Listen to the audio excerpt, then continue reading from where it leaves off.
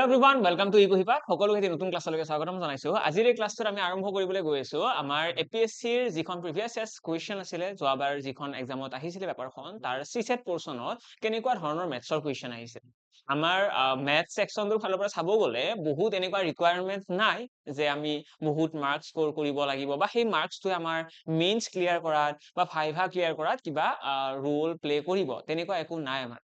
যদিও এইবিলাক ইমান নাই ষ্টিল সিসেট খনৰ এটা এনেকুৱা ৰিকুৱায়াৰমেন্ট আছে যে 66% মাৰ্ক যেটো এপ্ৰক্সিমেটলি 67 মাৰ্কস হয়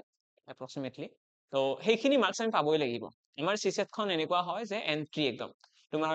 হাতত যদি টিকেট আছে তেতিয়া হলে তোমাক এন্ট্ৰি দিব সিনেমা হলৰ ভিতৰত তেনেকুৱা টাইপৰ। ইয়াতে যদি আমাৰ সিসেট খনত 67 মাৰ্কস আছে তেতিয়া হলেহে আমাৰ জিএস পেপাৰ 1 খন চেক কৰিব। আদাৰৱাইজ জিএস পেপাৰ 1 খন তোমালোকৰ কোনো চেক নকৰে। তোমালোকে জিএছত যিমানে মাৰ্কস নোপোৱা কিয় হয়তো সেইটো কথা লৈ পেলাই সকলোৱে অৱগত। তো আমি অকনমান হলেও ফোকাস দিব লাগিব সিসেট খনত।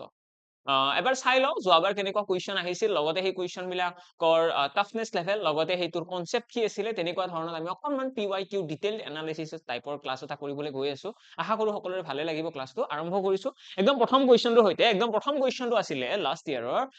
যদি ৰিজনিং মেথছৰ ফালৰ পৰা কথা কও এইটো আছিলে এনে কৈছে ফাইন্ড দা ৰিমাইন্ডাৰ when মই বহুত বেছি কুৱেশ্যন লোৱা নাই কিন্তু কুৱেশ্যন গিটাৰ এটা আইডিয়া যদি তোমালোকে পোৱা যে কেনেকুৱা কুৱেশ্যন আছিল বা আমি কেনেকৈ সলভ কৰিব লাগিব এই কুৱেশ্যন গিটা তো হেতুৰ কাৰণে এইখিনি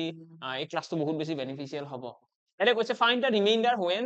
ইমান ইজ ডিভাইডেড বাই 3 আমাক কৈছে এই সংখ্যাটোক যদি 3 ৰে ডিভাইড কৰা হয় তেতিয়া হলে ৰিমাইন্ডাৰ কি আহিব। এটা এই কুৱেশ্যনটো যদি আমি অকনমান ডিপলি এনালাইজ কৰো আমাক এটো জাস্ট সিম্পলি ভাগে খুলিয়াব দিছে। ৰিমাইন্ডাৰ মানে ভাগে খুলিয়াব দিছে আৰু আমি সকলোৱে সৰুৰ পৰা ভাগে খুলিয়াই আহিছো মানে ভাগে খুলিয়াব জানো। আজি মই যদি তোমালোকক কুৱেশ্যন কৰি দিও যে তোমালোকে 19 ক ডিভাইড কৰিব লাগে 4 ৰে তেতিয়ালে ভাগে কিমান আহিব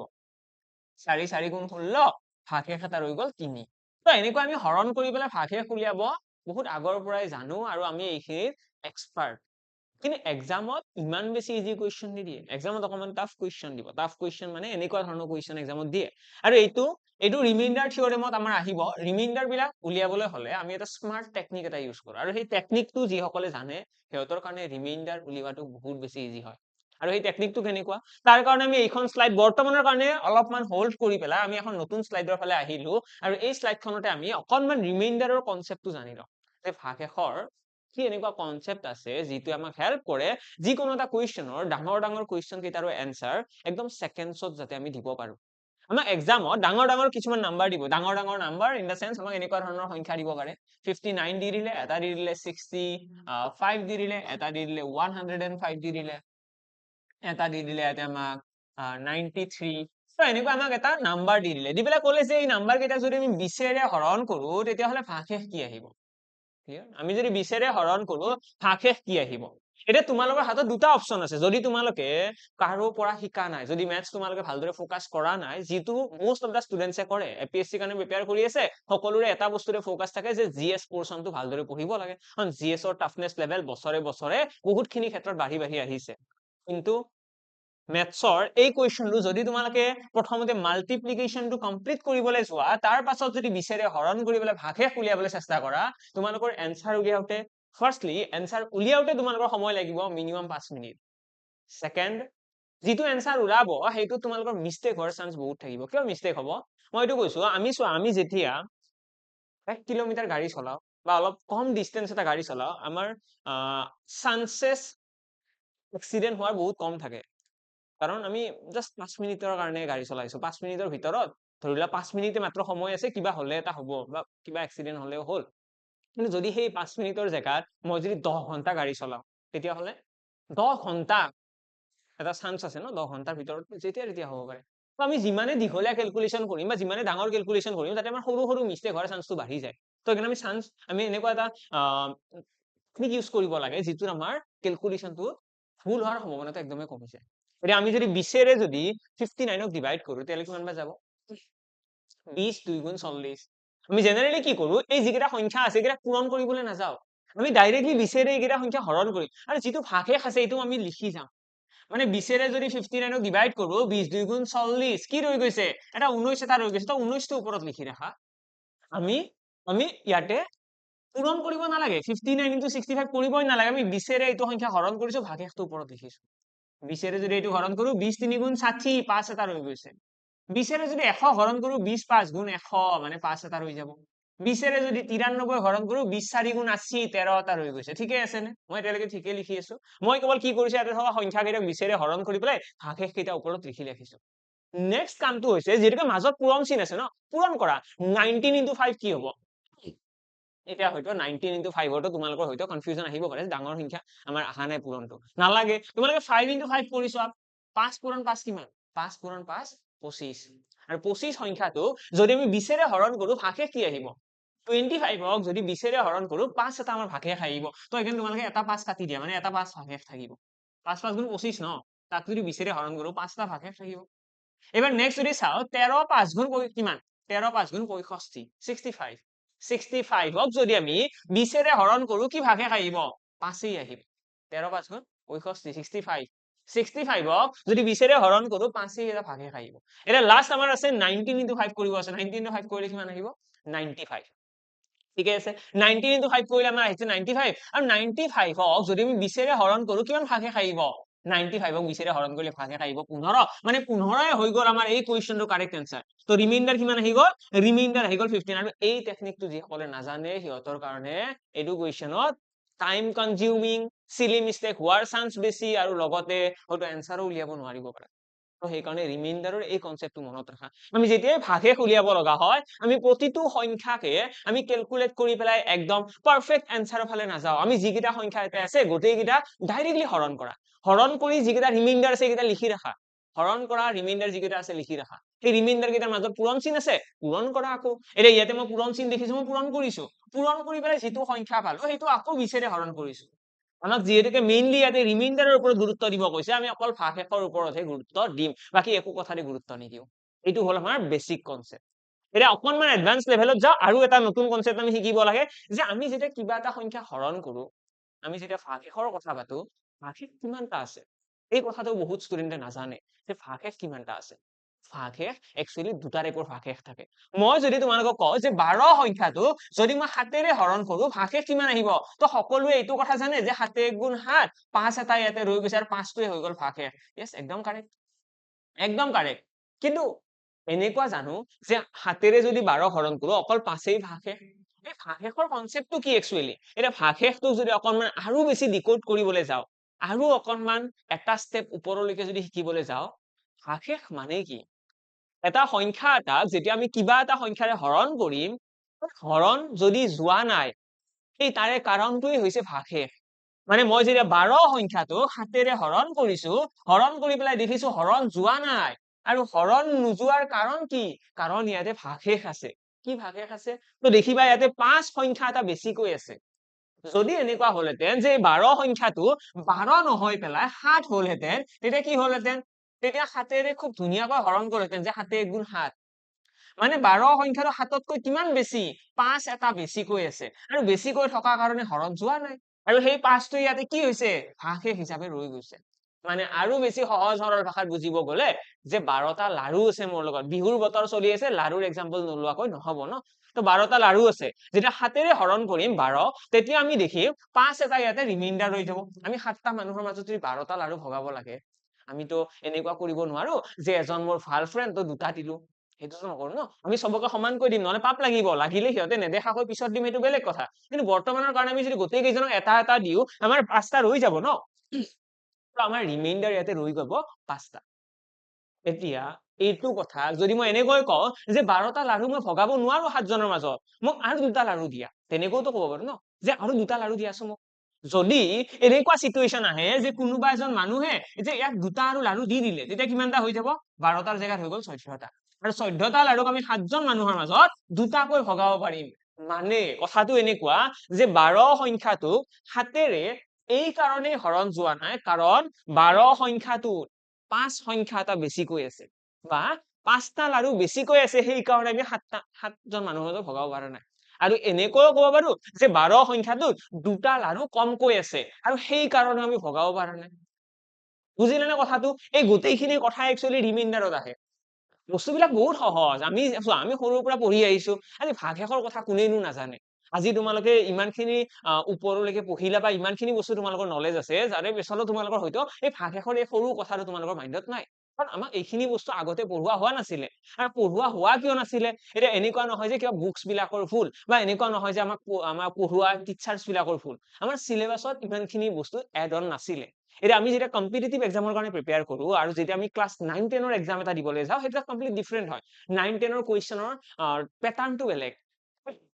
লাহে লাহে চেঞ্জ হৈছে। আজিকালি যিসকলে 9-10ত HSLC দি আছে সিহঁতে আজিকালি এটা MCQ চিৰিজো পায়, কিছুমান MCQ আহে আৰু সেই MCQ বিলাকৰ পৰা সিহঁতৰ এটা আইডিয়া থাকিব, যেতিয়া সিহঁতে কম্পিটিটিভ এক্সামৰ ফালে আহিব সিহঁতৰ এটা আইডিয়া থাকিব যে কেনেকৈ MCQ ডিজাইন কৰে বা MCQ কুৱেশ্যন বিলাক কেনেকুৱা হয়। কিন্তু আমি যেতিয়া পঢ়িছিলো বা তোমালোকে যেতিয়া পঢ়িছিলা হয়তো তেনেকুৱা নাছিলে। আমি মেথছ বুলি ক'লে আমি সেই এক্সপ্লেনেশ্যনৰ পাৰ্টটোহে জানো, আমি সেই MCQ বেছি কৰা নাছিলো, তো সেইকাৰণে আমাক এনেকুৱা ধৰণৰ বস্তুবিলাক বহুত কমেই শিকোৱা হৈছিলে, বুজিলা? তো সেইকাৰণে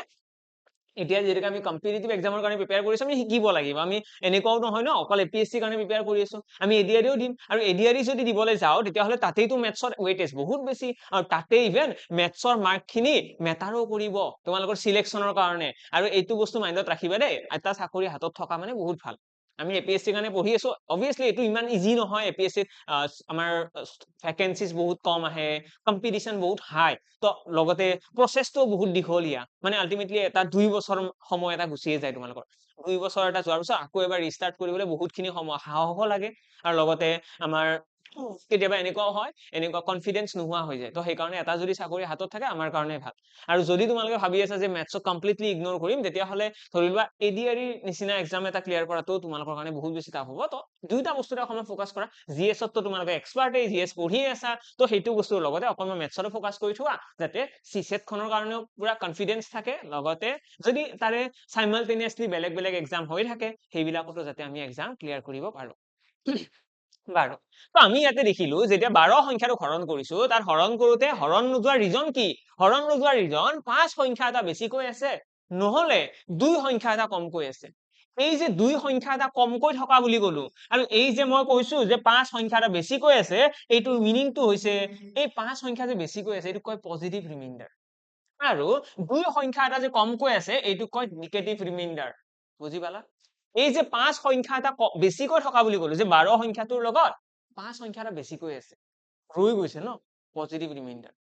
আৰু 2 সংখ্যাটো আমি কি কৰিছো, মোৰ লগত লাৰু আছিলে 12টা, মইতো 12টা লাৰু ভগাব নোৱাৰো 7জন মানুহক, মই কি কৰিছো মোৰ কাষৰ মোৰ ৰুমমেট বা কাষৰ মোৰ মানুহ এজনৰ পৰা 2টা লাৰু ধাৰত লৈ আনিছো, 2টা লাৰু দিয়াচোন তোমাক আৰু মই বনালে দি দিম। এই যে 2টা লৈ আনিলো ন, তো সেইকাৰণে সেইটোক কয় নিগেটিভ ৰিমাইণ্ডাৰ। তো আল্টিমেটলি ৰিমাইণ্ডাৰ আছে 2টা টাইপৰ, থাকিবনে মনত? এই কনচেপ্টটো ভালদৰে চাই লোৱা, এক্সামত আহে মানে কুৱেশ্যন। ৰিমাইণ্ডাৰৰ প্ৰথম কনচেপ্টটো আছিলে এইটো যে আমি ৰিমাইণ্ডাৰ উলিয়াবলৈ হলে সদায় মেইনলি ৰিমাইণ্ডাৰৰ ওপৰতে ফ'কাছ কৰিব লাগে, বাকি একো বস্তুতে আমি ফ'কাছ কৰিব নালাগে। সেকেন্ড পইণ্টটো হৈছে যে ৰিমাইণ্ডাৰত 2টা টাইপৰ ৰিমাইণ্ডাৰ থাকে, এটাক কয় পজিটিভ ৰিমাইণ্ডাৰ, এটাক কয় নিগেটিভ ৰিমাইণ্ডাৰ। থাকিব মনত? ওকে, এতিয়া এটা এক্সাম্পল লৈ লওঁ। যদি আমাক কোনোবাই কৈ দিয়ে 25 এটা নাম্বাৰ, আৰু এইটোক কৈ দিলে যে 8ৰে হৰণ কৰিব লাগে, হৰণ কৰিলে কি আহিব? পজিটিভ ৰিমাইণ্ডাৰ, আৰু কি আহিব? Negative reminder. এইটো কি হ'ব? পজিটিভ ৰিমাইণ্ডাৰ কি হ'ব, আৰু লগতে আমাক কৈ দিলে নিগেটিভ ৰিমাইণ্ডাৰ কি হ'ব। তো ইয়াতে তোমালোকে মনত ৰাখিবা, যেতিয়া পজিটিভ আৰু নিগেটিভ ৰিমাইণ্ডাৰৰ কথা কব আমি এনেকৈ মনত ৰাখিম, 8ৰে যদি 25ক হৰণ কৰো কিমান বাৰ যাব? 8 3 গুণ 24, এক এটা ৰৈ গৈছে, মানে ইয়াতে এক এটা বেছিকৈ আছে। তো অৰ্থাৎ যদি এই সংখ্যাটো 25 নহয় পেলাই 24 হলহেঁতেন তেতিয়া সি ধুনীয়াকৈ হৰণ গ'লহেঁতেন। তো এই একটোৱে হৈ গ'ল পজিটিভ ৰিমাইণ্ডাৰ। ওকে, এতিয়া নিগেটিভ ৰিমাইণ্ডাৰ কি? আমি এনেকৈতো ক'ব পাৰো যে এই সংখ্যাটো 8ৰে এই কাৰণে হৰণ যোৱা নাই কাৰণ এই সংখ্যাটো 32 নহয়। এনেকুৱা এটা হ'ব পাৰিলেহেঁতেন যে 25 সংখ্যাটো যদি 32 হলহেঁতেন, মানে ইয়াতে এটা 7 এটা কমি আছে, যদি 7 এটা বেছিকৈ থাকিলহেঁতেন, ইয়াতে কি হলহেঁতেন? 25 যোগ 7 32 হলহেঁতেন, আৰু 32 হলেও 8ৰে ধুনীয়াকৈ হৰণ গ'লহেঁতেন, আৰু সেইটোকে আমি কওঁ নিগেটিভ ৰিমাইণ্ডাৰ, মানে 7 এটা ইয়াতে কমকৈ আছে। আমি এনেকৈও ক'ব পাৰো যে ইয়াতে এক এটা বেছিকৈ আছে, তো একটো গুচাই দিলে 24 হৈ যাব, তেতিয়াও হৰণ যাব। বা এনেকৈও ক'ব পাৰো যে 7 এটা ইয়াতে কমকৈ আছে, 7 এটা লগ কৰি দিয়া তেতিয়াও হৰণ যাব। ঠিক আছে, তো এই দুইটা বস্তু আমি ইয়াতে ক'ব পাৰো। এতিয়া পজিটিভ ৰিমাইণ্ডাৰ আৰু নিগেটিভ ৰিমাইণ্ডাৰ উলিওৱাৰ আৰু এটা টেকনিক হ'ল এনেকুৱা, যেতিয়া আমি পজিটিভ ৰিমাইণ্ডাৰ গম পাই যাম ন, পজিটিভ ৰিমাইণ্ডাৰ 1 বা 2 যিয়ে নহওক, পজিটিভ ৰিমাইণ্ডাৰ গম পোৱাৰ পাছত যিটো সংখ্যাৰে হৰণ কৰি আছো, যেনেকৈ ইয়াতে আমি 8ৰে হৰণ কৰিছো, যিটো সংখ্যাৰে হৰণ কৰিছো তাৰ পৰা এই পজিটিভ ৰিমাইণ্ডাৰটো বিয়োগ কৰি দিবা। মানে 8ৰ পৰা 7 বিয়োগ কৰিলে কি থাকিব? 8ৰ পৰা 1 বিয়োগ কৰিলে 8ৰ পৰা 1 বিয়োগ কৰিলে 7, তো সেই 7টো হৈ যাব নিগেটিভ ৰিমাইণ্ডাৰ। মানে যদি আমি পজিটিভ ৰিমাইণ্ডাৰটো গম পাওঁ ন, আমি নিগেটিভ ৰিমাইণ্ডাৰ উলিওৱাটো বহুত ইজি। কেনেকৈ? এই যিটো সংখ্যাৰে হৰণ কৰিছিলো তাৰ পৰা এইটো বস্তু বিয়োগ কৰি দিবা। সেই একেটা কাম। যদি আমি নিগেটিভ ৰিমাইণ্ডাৰ গম পাওঁ তেতিয়াও আমি কি কৰিব পাৰো? যিটো সংখ্যাৰে হৰণ কৰিছিলো তাৰ পৰা নিগেটিভ ৰিমাইণ্ডাৰটো বিয়োগ কৰি দিয়া। মানে 8ৰ পৰা 7 গলে 1 থাকিব, তো সেইটো হৈ গল পজিটিভ ৰিমাইণ্ডাৰ। তো এনেকৈ পজিটিভ এণ্ড নিগেটিভ দুইটা ৰিমাইণ্ডাৰে আমি উলিয়াব পাৰো। ক্লিয়াৰ নে সকলোৰে? এইখিনিলৈকে আমি বুজি পালো যে পজিটিভ ৰিমাইণ্ডাৰ কি হয়, নিগেটিভ ৰিমাইণ্ডাৰ কি হয়, পজিটিভ ৰিমাইণ্ডাৰ কেনেকৈ উলিয়াব পাৰি বা নিগেটিভ ৰিমাইণ্ডাৰ কেনেকৈ উলিয়াব পাৰি। আমি যদি পজিটিভ ৰিমাইণ্ডাৰ গম পাওঁ আমি নিগেটিভ ৰিমাইণ্ডাৰো ইনষ্টেন্টলি উলিয়াব পাৰিম। এতিয়া এইটোৰ লগত ৰিগাৰ্ডিং এক্সামত কেনেকুৱা কুৱেশ্যন আহে, এক্সামত প্ৰায় কেতিয়াবা এনেকুৱাও কুৱেশ্যন দিব য'ত তোমালোকক কৈ দিব যে -30 এই নাম্বাৰটোক যদি আমি 9ৰে হৰণ কৰো ৰিমাইণ্ডাৰ কি আহিব। এতিয়া এনেকুৱা কুৱেশ্যনত মেক্সিমাম ষ্টুডেণ্টে কি কৰে, 9 3 গুণ 27, তো কিমান ৰৈ যাব? 3 এটা ৰৈ যাব, তো 3 হৈ গল আমাৰ এনসাৰ। কিন্তু এইটো যদি তোমালোকে এনসাৰ কৈ দিয়া এইটো হৈ গল ভুল। যদি তোমালোকে কোৱা 9 3 গুণ 27 -3 ৰৈ গৈছে, এইটোও ভুল। সদায় মনত ৰাখিবা, যদিও আমি শিকিলো যে পজিটিভ ৰিমাইণ্ডাৰ নিগেটিভ ৰিমাইণ্ডাৰ কি হয় বা এই দুটা টাইপৰ ৰিমাইণ্ডাৰ যে এক্সিষ্ট কৰে, আমি সেইটো বস্তু গম পালো, কিন্তু এনসাৰ যেতিয়া পৰীক্ষাত আমাক ক'ব ন ভাগশেষ উলিওৱা, আমি সদায় এনসাৰ দিব লাগিব পজিটিভ ৰিমাইণ্ডাৰ। আমি নিগেটিভ ৰিমাইণ্ডাৰ এনসাৰ দিব নোৱাৰো। যদি স্পেচিফিকেলি আমাক সোধে যে নিগেটিভ ৰিমাইণ্ডাৰ কি, ঋণাত্মক ভাগশেষ কি, তেতিয়া কথাটো বেলেগ। যদি এক্সামত আমাক স্পেচিফিকেলি মেনশ্যন নকৰে যে নিগেটিভ ৰিমাইণ্ডাৰ কি বা পজিটিভ কি, তেতিয়ালৈকে আমি পজিটিভে এনসাৰ দিম সদায়। ঠিক আছে, আমি সদায় পজিটিভে এনসাৰ দিব লাগে। তো ইয়াতে যিটো এনসাৰ পাই আছো এইটো হৈছে নিগেটিভ ৰিমাইণ্ডাৰ ন। 9 3 গুণ 27, 3 এটা ৰৈ গৈছে, তো 3টোৰ আগত মাইনাছ সাইন আছে, মানে -3টো নিগেটিভ ৰিমাইণ্ডাৰ হৈ গল। এতিয়া ইয়াৰে পৰা যদি পজিটিভ ৰিমাইণ্ডাৰ উলিয়াব লাগে, মই অলৰেডি মেনশ্যন কৰিছো যে এটা ৰিমাইণ্ডাৰ গম পালে তাৰে পৰা তাৰ ওলোটা ৰিমাইণ্ডাৰটো উলিয়াবলৈ হলে যিটো সংখ্যাৰে হৰণ কৰিছো তাৰে পৰা বিয়োগ কৰিব লাগে। অৰ্থাৎ এই 3টোক 9ৰ পৰা বিয়োগ কৰি দিম। 9ৰ পৰা বিয়োগ কৰিলে কি থাকিব? 6, আৰু 6টোৱে হৈ গল ইয়াৰে পজিটিভ ৰিমাইণ্ডাৰ। পইণ্টটো বুজি পালা? আমি মানে নিগেটিভ ৰিমাইণ্ডাৰৰ পৰা পজিটিভ উলিওৱা টেকনিকটো কি, যিটো সংখ্যাৰে হৰণ কৰিছো তাৰ পৰা তাক বিয়োগ কৰিব লাগে, কাম খতম। এইটো হৈ গল আমাৰ ৰিমাইণ্ডাৰৰ দ্বিতীয়টো পইণ্ট, বুজিব লগা ইম্পৰ্টেন্ট দ্বিতীয়টো পইণ্ট, যে পজিটিভ আৰু নিগেটিভ ৰিমাইণ্ডাৰ বোলা কনচেপ্ট এটা থাকে। এতিয়া প্ৰথমতে আমি চাইছিলো যে এনেকুৱা নাম্বাৰ হলে কি হব, তাৰপিছত আমি চালো পজিটিভ আৰু নিগেটিভ ৰিমাইণ্ডাৰ কি হয়। এইবাৰ আমি আলোচনা কৰিম, এইবাৰ আমি লাষ্ট আলোচনা কৰিবলৈ গৈছো পাৱাৰ বেছড হলে কি কৰিম। আমাৰ এক্সামত প্ৰায় এনেকুৱা ধৰণৰ নাম্বাৰ দিব, আমাক কব 20 to the power 950 ইনটু ইয়াতে কৈ দিলে 6 to the power 76, এনেকুৱা দি দিলে আমাক। ঠিক আছে, এনেকুৱা দি দিলে আমি কি কৰিম, আমাক হৰণ কৰিব দিলে, সাপোজ ইয়াতে কৈ দিলো 5ৰে। এতিয়া 5ৰে যদি হৰণ কৰো কি হব চাৰে, 5ৰে মই 20 হৰণ কৰিলে কি আহিব? 5ৰে 20 হৰণ কৰিলে 5 4 গুণ 20, পাৰফেক্টলি হৰণ গৈছে, মানে ৰিমাইণ্ডাৰ আহিব 0, পাৰফেক্ট 0। আৰু ওপৰত পাৱাৰ কিমান আছে? 950, তো 0ৰ ওপৰত 950 পাৱাৰ আছে। এতিয়া 5ৰে যদি 6 হৰণ কৰো কি হব? 6 হৰণ কৰিলে ৰিমাইণ্ডাৰ আহিব 1, তো ইয়াতে মই 1 ৰিমাইণ্ডাৰ লিখিলো। আৰু ওপৰত পাৱাৰ কিমান আছে? পাৱাৰ আছে ওপৰত 76, তো 76 আহিব পাৱাৰ। আৰু এইখিনি সলভ কৰিলে কি হব চোৱা, 0ৰ ওপৰত পাৱাৰ যিয়ে নাথাকক 0 হব। 0 ইনটু 1 কিমান হব? এইটো 1 ন, 1 to the power 76 মানে কিমান? 1 হে হয়, তো 0 ইনটু 1 0, মানে 5ৰে এইটো সংখ্যা হৰণ কৰিলে আমাৰ ভাগশেষ আহিব 0। বুজি পালা? এতিয়া এইটো কুৱেশ্যনক অকণমান আৰু টাফ বনাই দিছো, মই কৈ দিলো এইটো 19। এতিয়া কি হব? এতিয়া তোমালোকে ইয়াতে কি কৰিব পাৰিবা, যদি 19 থাকে চোৱা, 5ৰে 6 হৰণ কৰিলে 1 ভাগশেষ থাকিব। আমি সদায় যেতিয়া এনেকুৱা ধৰণৰ কেলকুলেশ্যন আহিব, আমি পাৱাৰ বেছড আহক বা বেলেগ যিকোনো নাহক, আমি সদায় ভাগশেষৰ ওপৰতহে গুৰুত্ব দিম। মানে মই ইয়াতে 6 to the power 76 টো সলভ কৰিবলৈ নাযাওঁ, মই ডাইৰেক্টলি 5ৰে 6 হৰণ কৰিম, 1 আহিব ন ভাগশেষ, তো 1 লিখিছো। ওপৰত পাৱাৰ 76 থাকক। এতিয়া যদি 19ক হৰণ কৰো, হৰণ কৰিলে দেখিবা 5 3 গুণ 15, 4 এটা ৰৈ গৈছে, তো ইয়াতে আহি যাব 4 to the power 950। এতিয়া তোমালোকে দেখিবা যে 4ক তো 5ৰে হৰণ কৰিব নোৱাৰি, এতিয়া চোন আমাৰ কনফিউজন আহি গল। তো সেই কাৰণে আমি নিগেটিভ ৰিমাইণ্ডাৰৰ কনচেপ্টটো শিকো। এক্সামত যেতিয়াই তোমালোকক এনেকুৱা পাৱাৰ বেছড কুৱেশ্যন দিব, সদায় মনত ৰাখিবা আমাৰ ৰিমাইণ্ডাৰটো 1 আহিব সদায়। 1 অহাৰ আমাক চান্স এটা দিব। কেনেকে? এতিয়া ইয়াতে দেখিবা 5ৰে যদি মই 19 হৰণ কৰো, এইটো হৈছে পজিটিভ ৰিমাইণ্ডাৰ। নিগেটিভ ৰিমাইণ্ডাৰ কি হব? মই অলৰেডি মেনশ্যন কৰিছো যে 19ক যদি 5ৰে হৰণ কৰো, 5ৰে এই সংখ্যাটো কিয় হৰণ যোৱা নাই, কাৰণ ই 1 এটা কমি আছে ন, 1 এটা কমকৈ আছে। যদি ইয়াতে 1 এটা থাকিলহেঁতেন 20 হলহেঁতেন ন। আৰু 20 সংখ্যাটো আমি সকলোৱে জানো যে 20 সংখ্যাটো খুব ধুনীয়াকৈ 5ৰে হৰণ কৰিব পাৰি। তো সেই কাৰণে আমি গম পাম যে 19ক যেতিয়া 5 হৰণ কৰিম নিগেটিভ ৰিমাইন্ডাৰ আহিব ইয়াতে 1 -1 হৈ গ'ল ইয়াতে ৰিমাইন্ডাৰ এটা -1 ৰ ওপৰত পাৱাৰ কি আছে পাৱাৰ আছে 950 যদি এটা নিগেটিভ সাইনৰ ওপৰত ইভেন নাম্বাৰ থাকে পাৱাৰ তেতিয়াহলে হি পজিটিভলৈকে কনভাৰ্ট হৈ যায় কাৰণ মাইনাসে মাইনাসে কিমান হয় মাইনাসে মাইনাসে প্লাস ঠিক আছে মাইনাসে মাইনাসে প্লাস বুলি আমি জানো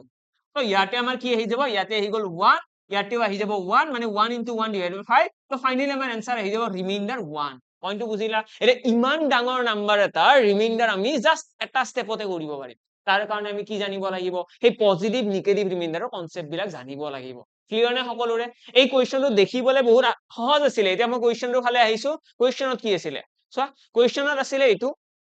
এটা আমাক দিছিলে 10 to the power 335 মাইনাস কি আছিল 4 ডিভাইডেড বাই কি কৈছিলে 3 এটা 3 ৰে যদি 10 হৰণ কৰো কি আহিব 3 3 গুণ 9 এক এটা ৰৈ গৈছে আৰু ওপৰত পাৱাৰ কিমান 335 3 ৰে যদি 4 হৰণ কৰো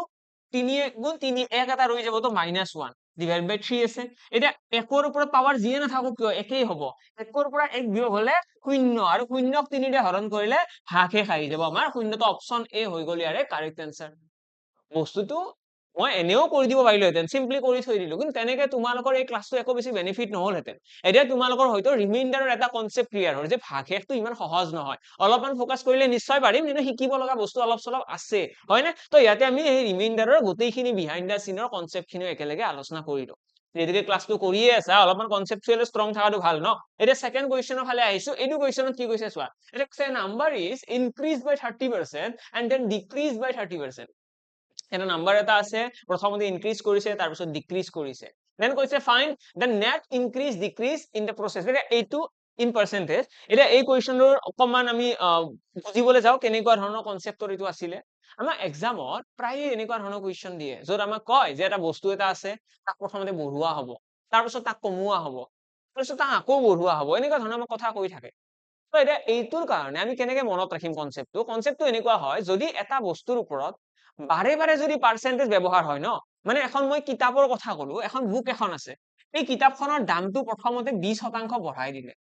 ঠিক আছে তাৰ পিছত বস্তুটোৰ দামটো আৰু 10% বঢ়াই দিলে তাৰে পাছত কি কৰিছে আকৌ 20% কমাই দিছে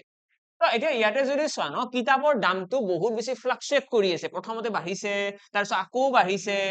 সৰি তাৰ পিছত এইটো কমিছে বুলি দি দিলে ন এইটো বাঢ়িছে দি দিয়া তাৰ পিছত আকৌ বাঢ়িছে তাৰ পিছত কমিছে হয়নে তাৰ পাছত কমি গ'ল দামটো এতিয়া এই যে বস্তুবিলাকৰ দাম বাঢ়ি আছে তাক তাই বস্তুৰ ওপৰত এফেক্ট হৈ আছে ন যে কিতাপ এখনেই আছে এখন কিতাপৰ ওপৰতে দামটো খেলি মেলি হৈ আছে তো এনেকুৱা সিচুৱেশনতহে আমি কি কৰিব পাৰো এই কনসেপ্টটো লগাব পাৰো এটা আমি কনসেপ্ট শিকিবলৈ গৈ আছো কনসেপ্টটো আমি কওঁ সাকসেসিভ কেস মেথড নহলে আমি কওঁ নেট এফেক্ট মেথড আমি যদি নেট এফেক্টৰ পিনে যাওঁ বা সাকসেসিভ কেছৰ পিনে মেইনলি আমি শিকি লওঁ সাকসেসিভ কেছটো বহুত বেছি বেনিফিচিয়েল হয় আৰু বহুত বেছি ইজিও হয় আমি ইয়াতে দেখিছো যে কিতাপৰ দামটো প্ৰথমতে 20% বঢ়া বুলি কৈছে 10% বঢ়া তাৰপিছত 20% কমি যোৱা বুলি কৈছে আমাক এতিয়া কৈছে যে ওভাৰঅল কি হ'ল আমি কি কৰিব লাগে আমাক যেতিয়া কৈছে 20% বঢ়া বুলি তাৰ মিনিংটো কি যদি 100 টকা আগতে আছিল এতিয়া 120 টকা হ'ব হয়নে 20% বাঢ়িছে মানে কি এইটো ধৰি লোৱা অৰিজিন আৰু এইটো হৈছে নিউ তো আগতে যদি 100 টকা আছিল এতিয়া 120 টকা হ'ব আৰু পিছত যদি চাও কৈছে আকৌ 10% বাঢ়িছে মানে আগতে যদি 100 টকা আছিল এইবাৰ 10 টকা বাঢ়িছে মানে 110 টকা হ'ব ঠিকই লিখি আছো তাৰ পিছত কৈছে 20% কমিছে মানে আগতে যদি 100 টকা আছিল এইবাৰ 80 টকা হ'ব এইখিনিলৈকে মই ঠিকই লিখি আছো এতিয়া এইখিনি তোমালোকে যেনেকৈ ৰেশিঅত মই লিখিছো অলপমান ক্যালকুলেট কৰিব পাৰিবা তো 0 0 কাট কৰি দিয়া অলপমান সৰু সংখ্যা আহি যাওক তো সৰু সংখ্যা আহি গ'ল তাৰে পাছত যদি আমি চাও আমি কি কৰিব পাৰিম ইয়াতে পূৰণ কৰিলে কিমান হ'ব 10 10 গুণ 100 100 10 গুণ 1000 ইয়াতে আহি গ'ল 1000 আৰু এইখিনি পূৰণ কৰিলে কিমান আহিব 12 11 গুণ 132 132 8 গুণ কিমান 132 8 গুণ 132 লৈ লো আৰু 8 2 গুণ 16 আহি গ'ল 8 3 গুণ 24 25 আহি গ'ল 8 1 গুণ 8 2 10 1056 ঠিক আছে তো আমি ইয়াতে দেখিলো ওভাৰঅল কি হৈছে যে অৰিজিনালি বস্তুটো প্ৰথমতে 20% বাঢ়িছে 10% বাঢ়িছে তাৰপিছত 20% কমিছে আমাক এনেকুৱা ধৰণৰ সিচুৱেশন দিব আমি প্ৰথমতে কোৱেশ্চনটো পঢ়িব লাগে যে কোৱেশ্চনত চাব লাগে যে এটা বস্তুৰ ওপৰত বাৰে বাৰে পাৰ্সেন্টেজ ব্যৱহাৰ হৈছে জানো যদি হৈছে তেতিয়া হলে আমি কি মেথড ব্যৱহাৰ কৰিব পাৰিম সেইটো হৈছে সাকসেসিভ কেস মেথড এইটো মেথডৰ নাম হৈছে সাকসেসিভ কেস ইয়াতে আমি কি কৰো আমি যিখিনি পাৰ্সেন্টেজ বৃদ্ধি হোৱা বুলি কৈছে সেইটো আমি এনেকৈ বঢ়াই পেলাই লিখো যে 100 টকাৰ পৰা 120 যেটো কমি যোৱা বুলি কৈছে তা কমাই পেলাই লিখিম যে 100 টকাৰ পৰা 80 টকা তাৰে পাছত ইহঁতক আমি সৰু বনাব পাৰিম কাৰণ এই গোটেইকেইটা অনুপাতত আমি কেলকুলেশ্যন কৰিম আৰু অনুপাতত কেলকুলেশ্যন কৰা এডভান্টেজ হৈছে যে কেলকুলেশ্যনটো সৰু হয় এটা আমি আৰু কটাকটি কৰিব পাৰিলোহেঁতেন কিন্তু মই নকৰিলো কাৰণ মই জানিছো ইয়াতে যদি 1000 হয় ন 1000 হয় তেতিয়া আমাৰ কেলকুলেশ্যনটো আৰু বেছি ইজি হ'ব আমি দেখিলো 1000 টকা আছিলে আগতে বস্তুটোৰ দাম আৰু এতিয়া দাম হৈ গৈছে 1056 মানে বৃদ্ধি হ'ল নে হ্ৰাস পালে বস্তুটোৰ দামটো বাঢ়িছে নে কমিছে বাঢ়িছে যিটো বস্তুৰ দাম আগতে আছিলে 1000 টকা এতিয়া সেই বস্তুটো 56 টকা এটা বাঢ়িছে into 100 কৰি দিয়া তোমালোকৰ ফাইনেল পাৰ্চেন্টেজটো ইয়াতে ওলাই আহিব 10 এটা ৰাখিছে মানে দশমিক এটা আহিব অৰ্থাৎ 5.6 will be our correct answer 5.6% কি হৈছে overall increase হৈছে আমি ইয়াতে এনেকৈ ক'ব নোৱাৰো যে 20% বাঢ়িছে আৰু 10% বাঢ়িলে মানে টোটেল 30% বাঢ়িল সেই 30%ৰ পৰা আকৌ 20% কমাই দিলো 30ৰ পৰা 20 গলে কি থাকিব 10 থাকিব মানে overall 10% বাঢ়িল যদি এনেকৈ আনসাৰ দিও ন আমাৰ গোটেই কোৱেশ্চনটো ভুল হৈ যাব আমি কি কৰিম আমি এই সাকসেসিভ কেস মেথডটো ইয়াতে ব্যৱহাৰ কৰিব লাগে যদি কাৰোবাৰ বেছি প্ৰবলেম হয় আমি আৰু এটা মেথড ব্যৱহাৰ কৰিব পাৰো যিটো নাম হৈছে net effect method net effect মেথডটো কেনেকুৱা যদি এক্সামত আমাক কয় যে এটা বস্তু এটা প্ৰথমতে 20% বঢ়াইছে তাৰে পাছত বস্তুটো 10% কমাই দিছে এতিয়া এইটো নেট ইফেক্ট কেনেকৈ ইউজ হ'ব চাবা দেই আমাৰ এই যিটো কনসেপ্ট আছে মই যিটো তোমালোকক অলৰেডি মেনশন কৰিলো যে এটা বস্তুৰ ওপৰত বাৰে বাৰে পাৰ্চেন্টেজ ব্যৱহাৰ হলে সাকসেসিভ কেস ব্যৱহাৰ কৰা হয় সেই একেটা ধৰণৰ কোৱেশ্চনত নেট ইফেক্টটো ব্যৱহাৰ কৰিব পাৰি নেট ইফেক্ট মানে মেথড হয় এইটো যেনেকৈ সাকসেসিভ কেস তেনেকৈ নেট ইফেক্ট এটা মেথড হয় নেট ইফেক্ট মেথডটোত কি হয় তাৰ আমি এটা ফৰ্মুলা ইউজ কৰো যিটো নাম হৈছে a + b + ab / 100 আৰু এই যিটো ফৰ্মুলা আছে এই ফৰ্মুলাটো তোমালোকে a আৰু b এই দুটা বস্তু বুলি ধৰি লোৱা মানে এটা পাৰ্সেন্টেজ a এটা পাৰ্সেন্টেজ b লগতে মনত ৰাখিবা এই নেট ইফেক্ট মেথডটোত আমি যেতিয়া a আৰু b ৰ ভ্যালু বিলাক পুট কৰিম আমি এইটো বস্তু সদায় মাইন্ডত ৰাখিম যাতে ইহতৰ ভ্যালু যদি ইনক্ৰিজ বুলি কৈছে যে বস্তুটোৰ দাম বাঢ়ি গৈছে মানে পজিটিভ যদি ডিক্ৰিজ বুলি কৈছে মানে নিগেটিভ ইয়াতে আমাক কৈছে প্ৰথমতে 20% বাঢ়িছে মানে a ৰ ভ্যালুটো আহিব পজিটিভ তাৰ পিছত কৈছে 10% কমিছে কমিছে মানে কি ডিক্ৰিজ ন আৰু ডিক্ৰিজ হোৱা বুলি কৈছে মানে b ৰ ভ্যালুটো আহিব নিগেটিভ -10 প্লাস ইয়াতে কি আছে a into b a b মানে কি a আৰু b পূৰণ হ'ব ন তো 20 টো হৈছে পজিটিভ আৰু পূৰণ 10 টো কি হ'ব 10 টো নিগেটিভ ন -10 তো ইয়াতে -10 আহিব থাকিবনে মনত আমি এইখিনি বস্তু মনত ৰাখিব লাগে যে আমাৰ নিগেটিভ কেতিয়া হ'ব পজিটিভ কেতিয়া হ'ব ডিভাইডেড বাই 100 এইখিনি ক্যালকুলেট কৰিলে দেখিবা 0 0 কাট খাই গল ইয়াতে 20 ৰ পৰা 10 গলে কি থাকিব 10 থাকিব লগতে প্লাসে মাইনাসে মাইনাস আহিব ইয়াতে 2 পূৰণ 1 2 তো 10 ৰ পৰা 2 গলে থাকি যাব 8 মানে ইয়াতে যেটো आंसर আহিছে এটো পজিটিভৰ আছে নে নিগেটিভৰ আছে आंसरটো আছে পজিটিভৰ তাৰে মিনিংটো হৈছে মানে 8% বৃদ্ধি হ'ব ওভাৰঅল কি হ'ব ওভাৰঅল 8% বৃদ্ধি হ'ব এইটোই হৈ গ'ল আমাৰ ফাইনাল आंसर ক্লিয়াৰ নে সকলোৰে ক্লিয়াৰ তো এনেকৈ আমি কি কৰিব পাৰিম পাৰ্চেন্টেজৰ কোৱেশ্চন কেইটা সলভ কৰিব পাৰিম সকলোৰে ক্লিয়াৰ আমি এবাৰ কোৱেশ্চনৰ ফালে আহিছো এতিয়া মেইনলি কোৱেশ্চনটো কি আছিল এইটো কোৱেশ্চন এটা আমাক কৈছিলে এটা নাম্বাৰ এটা আছে যাক প্ৰথমতে ইনক্ৰিজ কৰা হৈছে 30% তাৰপিছত কি কৈছে দেন ডিক্ৰিজ কৰা হৈছে তো কমাই দিছে 30% এটা আমাক কৈছে find the net increase or decrease মানে আলটিমেটলি এটা নাম্বাৰৰ ওপৰত বাৰে বাৰে ব্যৱহাৰ হৈছে ন তো আমি যদি সাকসেসিভ কেস কৰিব যাও আমি এনেকৈ লিখিম যে 100 টকাৰ পৰা 30 টকা বাঢ়ি পেলাই 130 টকা হৈছে তাৰে পাছত 100 টকাৰ পৰা এবাৰ 30% কমিছে মানে 70 টকা হৈছে হৈ গল এটা 0 0 কাট কৰি দিয়া আৰু 0 কাট কৰি দিয়া থাকিল কিমান ইয়াতে থাকিল 10 গুণ 100 ইয়াতে কিমান হ'ব 13 7 গুণ 91 তো দেখিলো আমি যিটো বস্তুৰ দাম আগতে আছিল 100 টকা এতিয়া হৈ গৈছে 91 টকা মানে কিমান কমিছে 9 টকা এটা কমিছে তো 9% টোকে আমি কি বুলি কম ডিক্ৰিজ বুলি কম তো ডিক্ৰিজ বাই 9% টো হৈ গল আমাৰ অপচন সি কাৰেক্ট এটা বুলে এনেকৈ নকৰো আমাক নেট ইফেক্টৰ এবাৰ কৰাই দিয়কচোন yes নেট ইফেক্টটো কৰিব পাৰিবা a + b + ab / 100 ইয়াতে তোমালোকে দেখিবা প্ৰথমতে কৈছে 30% বাঢ়িব মানে প্লাস তো কৈছে -30 কিয় কাৰণ 30% কমিব বুলি কৈছে না ডিক্ৰিজ বুলি কৈছে তাৰ পিছত a * b মানে 30 পূৰণ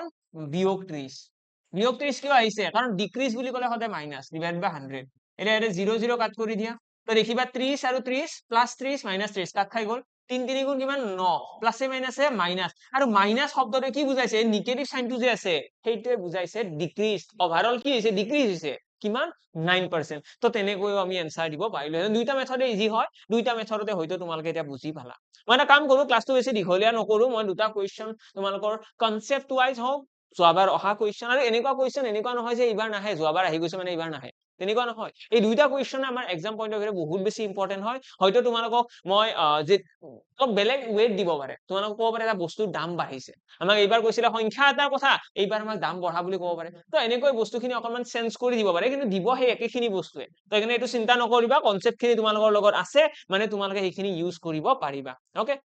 বাকি আৰু কেইটামান কুৱেশ্যন আছিলে কিন্তু আমি জাষ্ট কুৱেশ্যন কেইটা নকৰো আমি আকৌ এটা ক্লাছ কৰিম যদি ক্লাছটো ভাল লাগিছে লাইক কৰিবলৈ নাপাহৰিবা তোমালোকে সকলোৱে হয়তো গম পোৱা মই এটা মোৰ টেলিগ্ৰাম চেনেলৰ লিংকটো কৈ দিছো তোমালোকে টেলিগ্ৰামত সাৰ্চ কৰিব পাৰিবা মেথছ বাই নিৰ্মল ছাৰ তাতে মই ক্লাছ বিলাক যেতিয়া আপলোড হয় মই গোটেইবিলাক তাতে শ্বেয়াৰ কৰি দিওঁ সো দ্যাট তোমালোকে ক্লাছ বিলাক একদম মিছ কৰি নোযোৱা আৰু লগতে অবভিয়াছলি মই এটা প্লেলিষ্টও বনাই দিম ইয়াতে আমি PYQ এনালাইজ কৰিয়ে গৈ থাকিম এনেকৈ আৰু PYQ বিলাক এনেকুৱা নহয় যে জাষ্ট নৰ্মেলি PYQ বিলাক চাই গৈছো তেনেকুৱা নহয় আমি সেই PYQ বিলাকৰ বিহাইণ্ড দা চিন এতিয়া এইটো কুৱেশ্যনতে আমাক কৈছে স্কোয়াৰ এটাৰ কিবা এটা মিষ্টেকৰ কথা কৈছে এই কুৱেশ্যনটোৱে হৈছে আমাৰ সেই নেট এফেক্ট মেথডৰে আমি যেটো অলৰেডি শিকিলো ৰিসেন্টলি শিকিছো যে পাৰ্সেন্টেজৰ এটা বস্তুৰ ওপৰত বাৰে বাৰে পাৰ্সেন্টেজ ব্যৱহাৰ হলে সাকসেসিভ কেস ব্যৱহাৰ কৰিব পাৰি সেইটো বস্তু ইয়াতেও ব্যৱহাৰ কৰিব পাৰি ইয়াতে আমাক কৈছে যে এটা স্কোয়াৰ এটাৰ তাৰ লেন্থৰ কি হৈছে এৰৰ আহিছে লেন্থটো যেতিয়া মেজাৰ কৰিছে মেজাৰ কৰোতে 10% এৰৰ আহিছে আমাক কৈছে এৰিয়াৰ ওপৰত কি এফেক্ট কৰিব তো এৰিয়াৰ যদি আমি ফৰ্মুলা চাও এৰিয়াৰ ফৰ্মুলাটো হৈছে কিমান a * a মানে a স্কয়াৰ মানে এৰিয়াটো লেন্থ l * l হ'ব ন l * l তো এটা লেন্থ দুইটাৰ ওপৰতে দুটা লেন্থ আছে ন তো দুটা লেন্থ পূৰণ হৈ আছে তো সেই কাৰণে ইয়াতেও আমি সেই একেটা মেথড ব্যৱহাৰ কৰিব মানে আজি বেছি ডিটেইলছত নাযাও আমি যেতিয়া নেক্সট ক্লাছ কৰিম তেতিয়া আমি এই বাকি যিকেইটা কুৱেশ্যন আছে সেইকেইটাও কন্টিনিউ কৰিম লগতে মই জনাই দিও যদি কোনোবাই গম নোপোৱা আমাৰ ইয়াতে কি কি আছে মই গোটেইখিনি বস্তু জনাই দিছো আমাৰ কুহিপাতৰ তৰফৰ পৰা বৰ্তমান এপিএসসি কাৰণে যি সকলে প্ৰিপেয়াৰ কৰি আছে তেওঁলোকৰ কাৰণে কি আছে কি তেওঁলোকে ইয়াতে পাব তো একদম ষ্টাৰ্টিংতে মই দেখাই দিছো CSET 66 বেচ যিটো টাৰ্গেট কৰি আছো অকল 66% মাৰ্কস কাৰণ আমাৰ কেতিয়াবা এনেকুৱা হয় কেতিয়াবা আমি পঢ়ি আছো ইমানে CSET ফোকাস কৰি দিলো হয় CSET বহুত মাৰ্কস আহি গল কিন্তু জিএস খনত আমাৰ 5 মাৰ্কস বা 2 মাৰ্কসৰ কাৰণে জিএস খন ক্লিয়াৰ নহল কাৰণ জিএস খনে তোমালোকক হেল্প কৰিব ন মেইনস ক্লিয়াৰ কৰাৰ কাৰণে বা তোমালোকৰ পিছত তোমালোকে তোমালোকৰ ক্লিয়াৰ কৰাৰ কাৰণে এক্সামটো এনেকুৱা নহয় যে অকল CSET খনে হেল্প কৰিব তো CSET আমি মিনিমাম এনেকুৱা হ'ব লাগে জাস্ট যে আমি কোৱালিফাই কৰিছো কনফিডেন্টলি এনেকুৱা নহয় যে সুসুৰি মুসুৰি তেনেকুৱা নহয় কনফিডেন্টলি আমি এক্সাম দিয়াৰ আগতে আমাৰ সেই কনফিডেন্সটো আহিব লাগে যে CSET খন আমি ক্লিয়াৰ কৰিমে সেই কনফিডেন্সটোৰ কাৰণে যিমানখিনি মিনিমাম পঢ়িব লাগে সেই মিনিমাম ডাটাখিনি ইয়াতে শ্বেয়াৰ কৰা হ'ব ইয়াতে হয়তো তোমালোকৰ এনেকুৱা হ'ব পাৰে দুইটা চেপ্টাৰ তোমালোকে নাপালাই বোলে তোমালোকে ভাবিবা কোৰ্সটো চোন এইকেইটা চেপ্টাৰ নাই আৰে এই কাৰণেই নাই কাৰণ ইমান বেছি ডেপথত পঢ়িব লগা নাইতো এটা সেইটো চেপ্টাৰ দুইটা চেপ্টাৰ এনেকুৱা আছে যিকেইটা আমি পঢ়িবৰ কাৰণে আমাৰ এপ্ৰক্সিমেটলি 10 ঘন্টা সময় লাগিব আমি বুজিবলে যদি ইন ডেপথ গোটেইখিনি পঢ়িব যাও 10 ঘন্টা মান সময় লাগিব আৰু 10 ঘন্টা সময় এটা মই পাৰ্সোনালি বিলিভ কৰো তোমালোকে CSET দিয়াৰ কোনো প্ৰয়োজন নাই CSET তোমালোকে অলপমান কম সময় দিয়া তোমালোকে মিনিমাম সময় এটা দি পেলাই তোমালোকে একদম হাইয়েস্ট আউটকাম মানে 67% মাৰ্কটো যাতে ইজিলি আহে 66% মাৰ্ক তাৰছত চিন্তা নাই ওকে তো আমি বহুত বেছি নপঢ়ো আমি অকমান মিনিমাম পঢ়ি পেলাই সেই মাৰ্কসখিনি যাতে আহে সেইটো টাৰ্গেট ৰাখি পেলাই এই বেচটো ইয়াতে লঞ্চ কৰা হৈছে তোমালোকে নিশ্চয় জয়েন কৰিব পাৰিবা ডেসক্ৰিপচনতো লিংক পাই যাবা লগতে কন্টাক্ট নাম্বাৰটো তোমালোকে ডেসক্ৰিপচনত পাই যাবা তাত কন্টাক্ট কৰিলে গোটেইখিনি বস্তু গম পাই যাবা আৰু লগতে মই জনাই দিও যদি কোনোবাই এইবাৰ ক্লিয়াৰ কৰিছে এন্ড মক ইন্টাৰভিউৰ কাৰণে বিচাৰি আছে মক ইন্টাৰভিউ আপোনালোকৰ তাত আছে নে ইয়েস হেতু আছে তো সেই কাৰণে মই কৈছো যে ইয়াতে কি আছে আমাৰ ইকুইবেটৰ গোটেইখিনি বস্তু ইয়াতে দেখাই দিছো এবাৰ মক ইন্টাৰভিউৰ কাৰণে তোমালোকে পাই যাবা অবভিয়াছলি এটো লাষ্ট চান্স হয় এটো লাষ্ট টাইমৰ কাৰণে এটা এফৰ্ট অলৰেডি তোমালোকে বহুতখিনি আগবাঢ়ি আহিলা মেইনস ক্লিয়াৰ কৰিলা প্ৰিলিমছ ক্লিয়াৰ কৰিলা লগতে কিমান বছৰৰ প্ৰিপাৰেচন সেই গোটেইখিনি বস্তু এতিয়া ফাইভাৰ লগত জড়িত হৈছে যিমানে বেছি প্ৰিপেয়াৰ্ড থাকিবা তোমালোকৰ কাৰণে বেনিফিচিয়েল যিমানে বেছি এক্সপেৰিয়েন্স থাকিব ফাইভাৰটো দিয়াৰ আগত সেইটো তোমালোকৰ কাৰণে বেনিফিচিয়েল তো যিমান পাৰি সিমান দিয়া not only ইকুহিপাত বাকি যত পসিবল হয় সবতে দিয়া আৰু লগতে ইয়াতেও এটেন্ড কৰিবা তোমালোকে ডেসক্ৰিপচনত পাই যাবা লিংক তাত তোমালোকে তোমালোকৰ ৰেজিষ্ট্ৰেচন কৰিব পাৰা লগতে কন্টাক্ট নম্বৰ পাই যাবা কন্টাক্ট নম্বৰত কন্টাক্টও কৰিব পাৰিবা লগতে নেক্সট আমাৰ আছে MCQ টেষ্ট সিৰিজ অবভিয়াছলি এইবাৰ এতিয়া এনেকুৱাটো নহয় যে গোটেই কেইজনৰ ক্লিয়াৰ হৈছে কিছুমান এনেকুৱা আছে যোনে গোটেই এইবাৰ হয়তো মেইনছত ক্লিয়াৰ কৰা নাই বা কোনোবা এনেকুৱা আছে যোনে যোৱাবাৰ প্ৰিলিমছত ক্লিয়াৰ নহল তো সেইখিনি ষ্টুডেন্টছৰ কাৰণে তোমালোকে যদি মোৰ প্ৰিপাৰেচনটো অলৰেডি হৈ আছে মই আগৰ পৰা পঢ়ি আছো তো তোমালোকে অলৰেডি আমাৰ ইয়াতে থকা টেষ্ট সিৰিজ বিলাকো পাৰচেজ কৰি পেলাই তোমালোকে ইয়াতেও টেষ্ট নিজকে টেষ্ট কৰিব পাৰিবা ঠিক আছে নেক্সট আহিছো নেক্সট আমাৰ কি আছে নেক্সট আছে আমাৰ জিএস পেপাৰৰ গোটেইখিনিৰে এক্সটেনসিভ বেটচ তোমালোকে সকলোৱে গমেই পোৱা আৰু বেছি মোৰ ডিটেইলছ একচুৱেলি ক'বলৈ গ'লে এপিএছচিৰ কাৰণে যিমানখিনি বস্তু লাগে গোটেইখিনি বস্তুৱে পাই যাবা তোমালোকে নিশ্চয় তোমালোকে ইয়াতে কন্টেক্ট কৰি পেলাই গোটেইখিনি তোমালোকৰ কুৱেৰিজ বিলাক সলভ কৰিব পাৰিবা এইটো এটা ৰিসেন্টলি বেচ চলি আছে এক্সটেনসিভ হয় এইটো প্ৰিলিমছ ফোকাসড হয় কিছুমান এনেকুৱা ষ্টুডেন্ট থাকে আৰু বহুতৰ এনেকুৱাও দেখিছো যিসকলে মেইনছৰ ইমান ভয় নকৰে মেইনছৰ কাৰণে ৰেডি বহুত বছৰ ধৰি প্ৰিপেয়াৰ কৰি আছে মেইনছৰ কাৰণে ৰেডি কিন্তু প্ৰিলিমছৰ আগত এটা ডাউটছ এটা থাকে কাৰণ বস্তুবিলাক চেঞ্জ হৈ থাকে কাৰেন্ট এফেয়াৰ ৰিলেটেড বহুত কোৱেশ্চন আহে তো প্ৰিলিমছৰ কাৰণে অকমান গাইডেন্সৰ প্ৰয়োজন হয় obviously তোমালোকে এই প্ৰিলিমছৰ কাৰণে এই বেচটো জয়েন কৰিব পাৰিবা যেটো তোমালোকে একদম মিনিমাম প্ৰাইজত গোটেইখিনি বস্তু প্ৰিলিমছৰ পাই যাবা Okay, তো আসাম পোৰ্শন বহুত বেশি ইম্পৰ্টেন্ট হয় আসাম পোৰ্শনৰ বহুতখিনি কোৱেশ্চন এক্সামত আহে হেটো তোমালোকে গম পোৱা আসাম পোৰ্শনৰ কাৰণে স্পেশাল মানে আলটিমেটলি কি হৈ আছে জানানে আমাৰ ইয়াতে সব আছে নোহোৱা বস্তু একো নাই তোমালোকক যেনেকুৱা ধৰণৰ হেল্প লাগে obviously কন্টাক্ট নম্বৰ কন্টাক্ট কৰিবা তোমালোকক যি লাগে এক্স্যাক্টলি বলে মই এইটো সাবজেক্টৰ উইকনেস আছে আমাৰ গোল হৈছে যে তোমালোকৰ এক্সামটো ক্লিয়াৰ হওক দ্যাটস ইট বেলে একো নাই এক্সামটো ক্লিয়াৰ হওক এটা সপোন দেখিছা যেহেতুকে সেই সপোনটোত হেল্প কৰিব বিচাৰো এইখিনিয়ে কথা তোমালোকে নিশ্চয় কন্টাক্ট কৰি পেলাই গোটেইখিনি খবৰ ল'ব পাৰিবা লগ পাম সকলোকে অন্য এটি ক্লাছত আজিৰ কাৰণে ইয়াতে সামৰিছো থ্যাংক ইউ